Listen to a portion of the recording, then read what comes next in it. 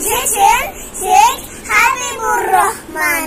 3 দিন হইতে খাইতে না পাই, নাহি কিছু মোর ঘরে, দাদা পরিবার বাড়িতে আমার, উপোস করিয়া মোরে, নাহি পাই কাজ তাইতে জিগাছ, বেড়াই ভিক্ষা করি, হে দয়াল নবী দাও কিছু মোরে, নহিলে পরাণে মরি।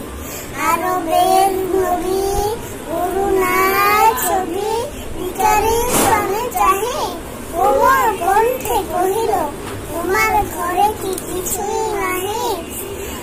বলিল সে আছে শুধু মোর কম্বল একখানি, কহিলেন রাসূল এক্ষণে গিয়ে দাও তাহা মোরে আনে, সম্বলটা কম্বল খানি বেচিয়া তাহার পরে, অর্ধেক দান দিলেন রাসূল খাদ্য কেনার তরে।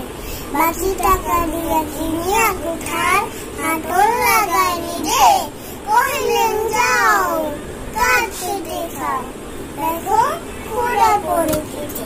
সেদিন হইতে সংসারনায় খালিল ভিখারীর প্রাণ, বনের কাষ্ঠ বাজারে বেচিয়া ঋণ করে ঘুষদান।